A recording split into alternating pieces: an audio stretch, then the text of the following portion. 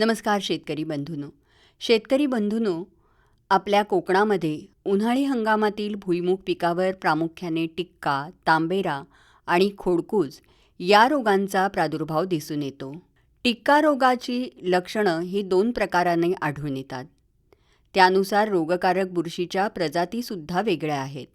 काही प्रमाणात रोगाची प्राथमिक लागण ही बियाण्यामार्फत होते, परंतु मुख्यत्वे मागच्या हंगामातील रोगग्रस्त पीक अवशेषांवर रोगकारक बुरशी सुप्तावस्थेत राहून पिकाच्या उपलब्धतेनंतर पानांवर प्रादुर्भाव करते.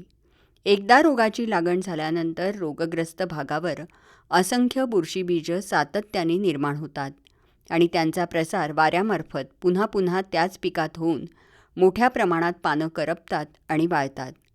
उशिरा येणाऱ्या टिक्का रोगामुळे पिकाचं सगळ्यात जास्त नुकसान होतं. टिक्का रोगाची लक्षणं जर बघायची तर पानांच्या पृष्ठभागावर पिवळ्या रंगाचे 3 ते 5 सेंटीमीटर आकाराचे गोलाकार ठिपके दिसून येतात. ठिपक्यांभोवती तपकिरी रंगाचं वलय तयार होतं आणि रोगग्रस्त भाग वाढत जाऊन पानं करपतात.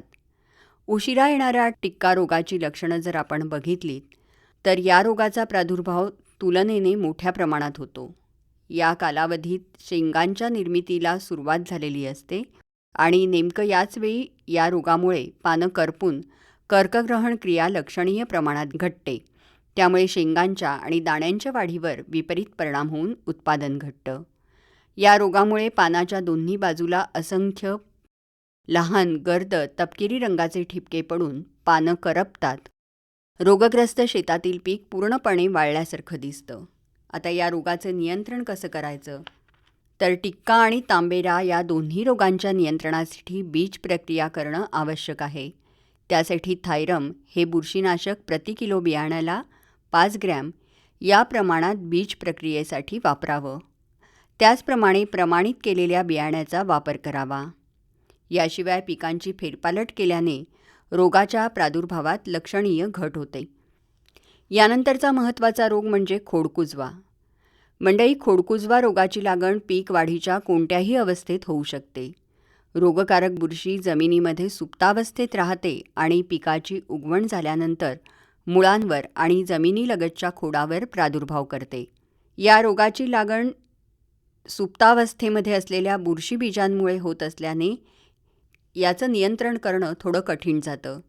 तरीही पिकाची फेरपालट करणं, बियाण्याला ट्रायकोडर्मा हर्जियानम या जैविक बुरशीनाशकाची प्रति किलो बियाण्याला 25 ग्रॅम या प्रमाणात बीज प्रक्रिया करणं, पिकाच्या फेरपालटीसाठी तृणधान्यवर्गीय पिकं निवडणं, उन्हाळ्यात जमिनीची खोलवर नांगरट करून जमिनीतील सुप्तावस्थेतील बुरशीबीजांचा सूर्यकिरणाच्या साहाय्याने नाश करणं, रोगग्रस्त झाडं बुरशीबीज निर्मितीपूर्वी शेतातून बाजूला काढून त्यांचा नाश करणं, या एकात्मिक उपाययोजना केल्यास खोडकूज रोगापासून पीक वाचवता येतं. तेव्हा मंडळी, आत्ताच सांगितल्याप्रमाणे उन्हाळी भुईमुगावरील रोगांचं व्यवस्थापन आपण करू शकतो. बरं, तर पुन्हा भेटूया उद्याच्या कृषीवाणीत. तोपर्यंत नमस्कार.